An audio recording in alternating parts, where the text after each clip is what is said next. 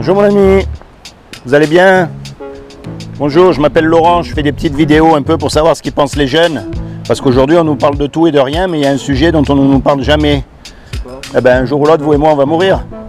Ouais. Et après, à votre avis, qu'est-ce qui va se passer? Eh bien, il y aura des gens à notre place. Non mais vous, qu'une fois que vous êtes mort, vous allez où? C'est ça le truc. Bon, vous allez dans le tombeau, ça on le sait. Mais votre âme, vous avez une religion, une croyance, quelque chose? Je crois pas. Je suis pas croyant, moi. D'accord, vous croyez pas en Dieu vous? Non. Pourtant c'est facile de prouver que Dieu existe. Regardez, vous prenez n'importe quel objet, prenez un téléphone. Le vôtre c'est pareil. Ouais. La preuve même qu'il y a quelqu'un qui a fabriqué cet objet. C'est pas Dieu. Non mais la preuve même c'est qu'il y a quelqu'un qui a fabriqué l'objet puisqu'il y a un objet. Ah. On est d'accord? Imaginez, je vous dis, vous voyez ce téléphone, en fait il s'est fait tout seul. Vous allez dire, oula, mon ami, là, t'as un problème, hein? On est d'accord? Ouais. Bon, maintenant vous regardez autour de vous. Puisqu'il y a une création, il y a forcément un créateur.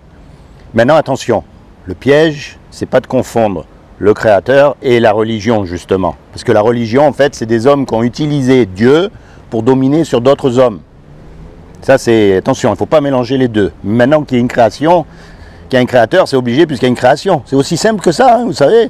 Les hommes, ils ont tendance à vouloir se donner trop d'importance. Alors, ils étudient pendant des années, ils découvrent des trucs hyper compliqués. Mais en fait, c'est simple, puisqu'il y a un arbre. Ouais. Il y a forcément une intelligence derrière. Parce que l'arbre, mine de rien, c'est toute une vie dedans. Vous avez remarqué? Et puis nous, les hommes, avec toute l'intelligence qu'on a, on est incapable de faire rien à partir de rien. Allez faire un grain de sable. Pourtant, regardez, c'est ridicule un grain de sable quand on y réfléchit. Ouais. Mais allez faire à partir de rien, on est incapable. Voyez? Donc, puisqu'il y a une création, il y a forcément un créateur. Mais attention, il ne faut pas mélanger avec la religion. Maintenant, vous savez qu'il y a des lois qui existent. La loi de la pesanteur, la loi de l'aérodynamique. Enfin, il y a plein de lois qui existent. Et il y a aussi une loi morale qui s'appelle les 10 commandements. Vous connaissez les 10 commandements? Eh bien, les 10 commandements, c'est la loi à laquelle on va être confronté quand on meurt. C'est aussi simple que ça. Et cette loi-là, elle détermine si vous êtes quelqu'un de bien ou si vous êtes quelqu'un de pas bien. Alors on va voir si vous êtes quelqu'un de bien. Et attention, je ne vous juge pas parce que moi j'ai lamentablement échoué au test. Je veux que ce soit clair, d'accord? Alors, il y a un commandement qui dit « tu ne mentiras pas ». Est-ce que vous avez déjà menti? Ouais. Comment on appelle quelqu'un qui a menti? Menteur. Il y a un commandement qui dit « tu ne voleras pas ». Est-ce que vous avez déjà pris quelque chose qui n'est pas à vous? Peu importe la valeur. Sans demander à la personne. Est-ce que vous avez déjà volé quelque chose? Franchement, qui c'est qui l'a pas fait? Vous avez jamais téléchargé de la musique sur Internet illégalement? Si. Ah, Volé? eh ben oui, vous n'avez pas payé ce qu'il fallait payer. D'accord. Ça, c'est la question qui tue tous les hommes. Ok. Est-ce que vous avez déjà regardé une femme pour la convoiter? Est-ce que vous avez déjà regardé une image pornographique? Ouais. Mais vous savez pourquoi elle est magnifique, cette loi?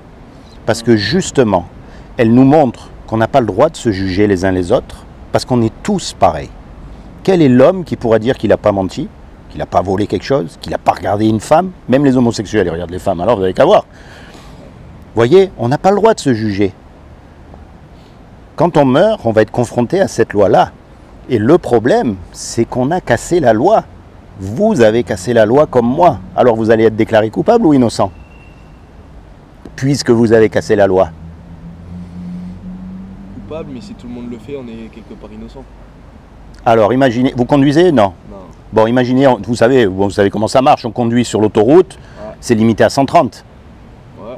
Mais on roule tous à 150. Ouais. À peu près, c'est vrai. Oui, oui. 140, 150. Et puis tout d'un coup, on entend la sirène de la police derrière. On est coupable. Qu'est-ce qui se passe? Là, on ne dit plus comme tout le monde. On ralentit pour être à la bonne vitesse parce qu'on a peur de prendre la contravention.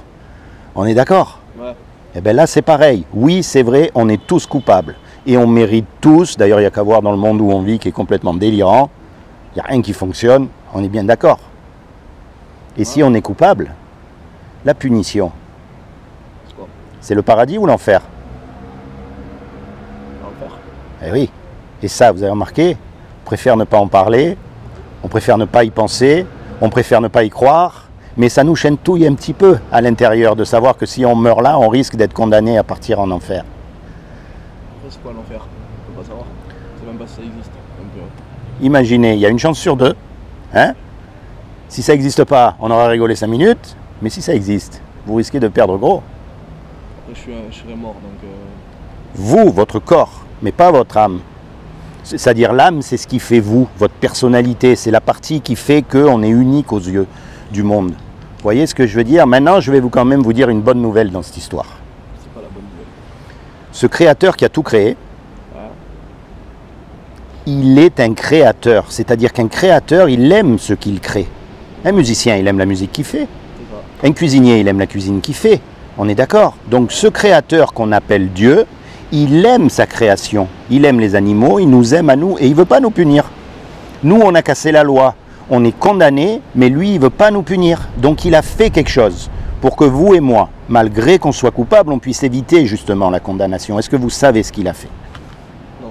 Alors je vais vous dire. Comme il n'a trouvé aucun homme de parfait sur la terre, parce que même le religieux des religieux, il ne pourra jamais dire qu'il n'a pas menti ou qu'il n'a pas regardé une femme. Il est comme nous, d'accord? Eh bien ce qu'il a fait, il est venu lui-même sur terre. Et il s'est revêtu d'un corps, il s'est habillé avec un corps qui est Jésus. Et il est mort à votre place et à ma place sur la croix. Parce que le seul qui n'a pas péché, c'est Dieu lui-même. C'est Jésus parce qu'il est parfait. D'accord? Et quand il est mort sur la croix, son sacrifice a été accepté pour que vous soyez libres. Son sang qui a coulé, il vous a lavé de tous vos péchés passés, présents, futurs. Vous comprenez ce que je veux dire? Ouais. C'est comme si tous les deux on fait un braquage.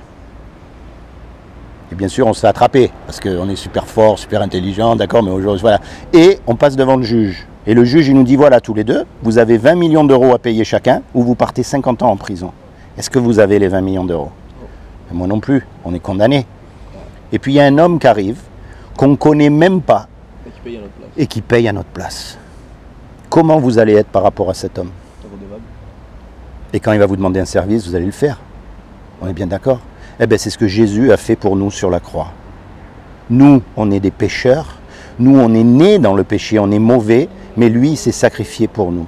Alors moi, mon but, c'est pas de vous envoyer dans une église. Si vous y allez, tant mieux, mais c'est pas mon but. Ni dans une organisation, ni dans toutes ces choses. Quand vous êtes tout seul, mon ami, commencez sérieusement à penser à ces choses. Rapprochez-vous de Jésus, parlez-lui. Vous savez, je vais vous dire, vous êtes unique aux yeux de Dieu. Il n'y en a pas deux comme vous. Et ça, depuis que tous les hommes existent, il n'y en a jamais eu deux comme nous. C'est fou quand même.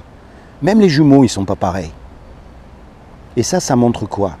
Ça montre que Dieu ne nous a pas fait des robots. Et la religion, c'est quoi? C'est des robots qui font tous pareil, qui croient tous pareil, qui pensent tous pareil. Et si vous ne pensez pas comme eux, soit ils vous égorgent, soit ils vous rejettent, soit ils vous traitent d'apostat. Mais ce que Dieu veut, c'est une relation personnelle avec vous. Parce que vous êtes unique. Vous avez subi des injustices que je n'ai pas subies. Vous avez eu des joies que je n'ai pas eues et vice-versa. On a tous une vie bien particulière. Et Dieu veut s'inviter dans votre cœur. Il veut vous protéger, il veut vous guider, il veut vous conseiller. Et plus que tout, il veut vous sauver pour le jour du jugement dernier, de façon à ce que vous passiez l'éternité avec lui. Imaginez un peu l'intelligence de celui qui a tout créé. L'ADN. Vous connaissez l'ADN? Vous savez que c'est extraordinaire l'ADN. C'est comme si vous preniez des lettres, une poignée de lettres, et que vous les jetiez sur une feuille de papier, et que chaque lettre tombe au bon endroit en créant des mots sans faute d'orthographe et en créant des phrases qui veulent dire quelque chose. Imaginez celui qui a créé le papillon. Nous, on s'en fiche des papillons, ils finissent sur nos pare-brises. Mais imaginez le génie. Et ce que Dieu veut, c'est justement que vous rejoigniez ce génie, ce Dieu-là. Il veut vous parler. Alors encore une fois, quand vous êtes tout seul, mon ami, parlez-lui, dites-lui vous n'y croyez pas. Dites-lui vous avez du mal à comprendre, ou dites-lui je ne me suis jamais intéressé, enfin peu importe ce que vous avez dans votre cœur. Et commencez à avoir une relation personnelle avec Jésus. Vous faites encore des études? Mettez-le dans vos études. Dites-lui aide-moi à comprendre.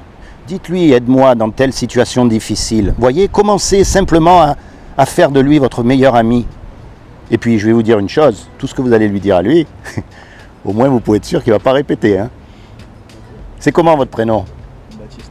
Baptiste, en plus, avec un prénom comme ça. Seigneur Jésus, je te demande vraiment que tu te révèles dans le cœur de Baptiste en tant que son sauveur et son Seigneur.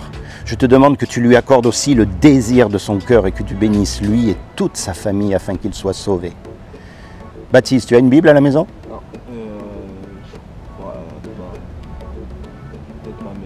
trouve-toi une Bible et commence à lire dans le livre de Jean. Pourquoi la Bible et pas le Coran? Pourquoi la Bible et pas le livre des bouddhistes? Pourquoi la Bible? Tu t'es jamais posé la question. La Bible, c'est avant tout un livre d'histoire. C'est-à-dire que tout ce qui est écrit dans la Bible, ça peut être retrouvé dans l'histoire de l'humanité. Et pourquoi la Bible? Parce qu'il y a des prophètes qui ont écrit des choses il y a 3000 ans, il y a 2000 ans, et qui se sont réalisées à la lettre, au temps voulu, dans l'histoire de l'humanité. Et ça, c'est le seul livre qui a ces choses-là. Aucun autre livre a les prophéties accomplies. Tu as les prophéties, tu as la vie de Jésus, tu as les lettres aux églises, tu as des livres de poésie. Commence à te plonger dans ce livre. Sors de ce monde complètement débile qui mène nulle part et rapproche-toi de Dieu. Merci de m'avoir écouté. Sois béni, mon ami. D'accord? Tiens, et puis en souvenir, je vais te laisser un petit souvenir quand même, un petit cadeau. C'est pas grand-chose, mais comme ça, tu te rappelleras ce que je t'ai dit. Sois béni, mon ami. Au revoir.